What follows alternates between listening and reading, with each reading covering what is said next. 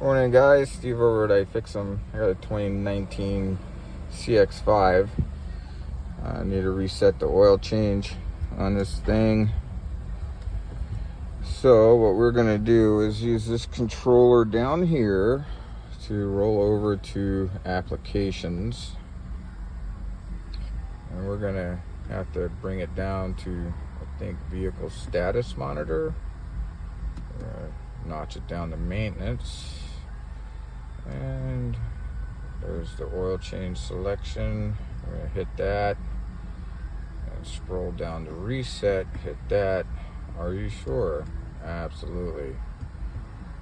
And it should have that handled. So let's see what we're gonna do. I'm gonna turn this off now.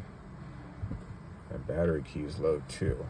I have to do that. We'll start it and see if the maintenance reminder light service doing 5,000 miles. So it's reset. Have a great day, guys. Oh, it wasn't too bad.